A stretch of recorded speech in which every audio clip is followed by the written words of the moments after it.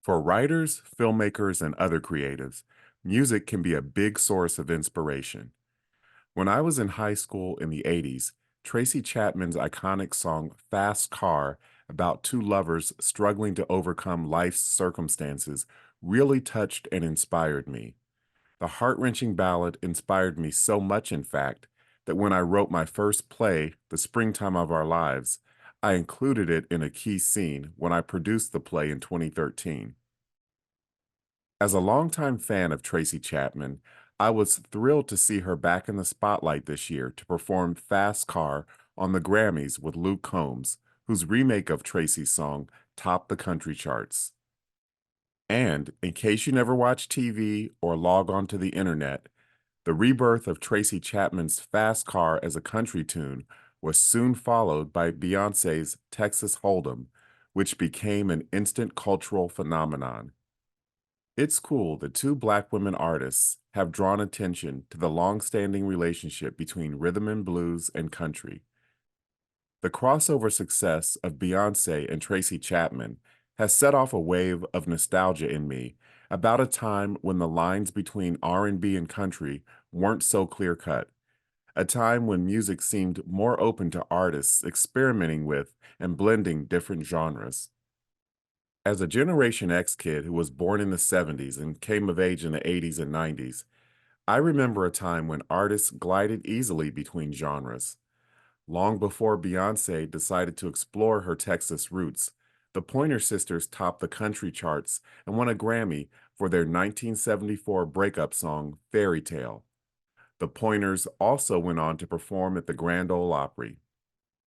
Fairy Tale has been mentioned in many of the dozens of think pieces about the long history of Black artists in country that have been published since Beyonce dropped Texas Hold'em in advance of the Cowboy Carter album. But two other country-flavored Pointer Sisters songs that seem to be overlooked nowadays, but arguably made a bigger cultural impact than Fairy Tale, are 1981's Slow Hand and 1978's Fire, which was penned by Bruce Springsteen. Slow Hand and Fire are notable not only because they're top 10 hits showcasing Black women singing country-flavored pop or pop-flavored country, but also because they center Black women's sensuality. The 70s, 80s, and 90s were a time when several Black artists racked up success with country-flavored tunes.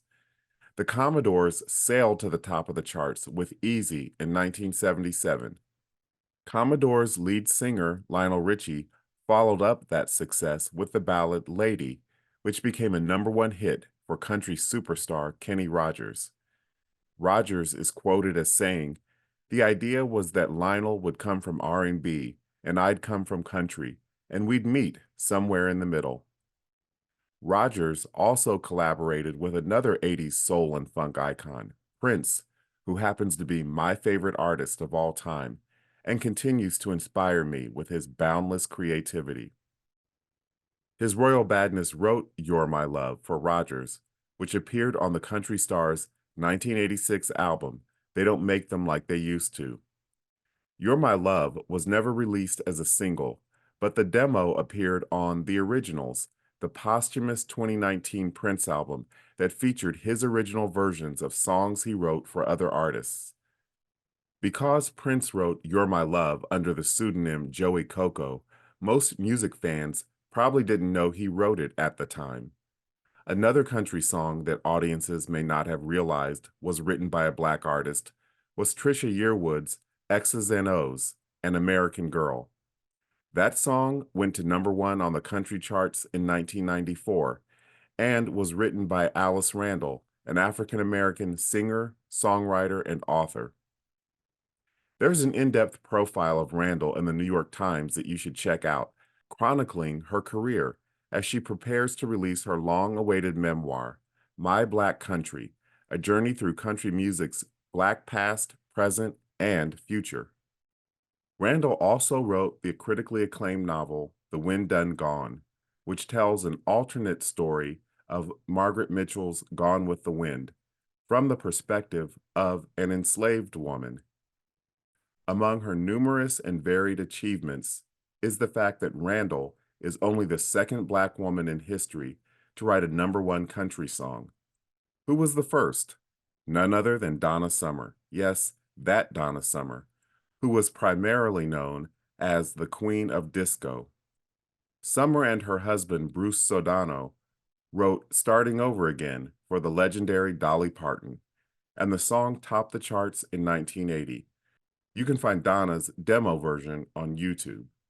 These are just a few of the Black artists who have successfully crossed over into country over the years.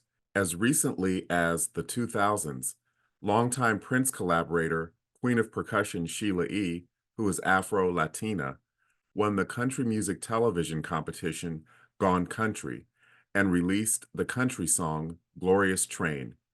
And that happened in 2009, 15 years before Beyonce's Texas Hold'em.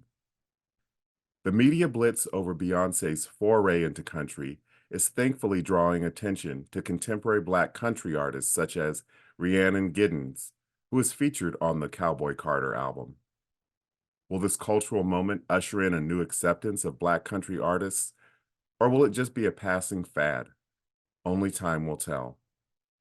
One thing's for sure, Black artists will continue to blaze trails and break down cultural barriers.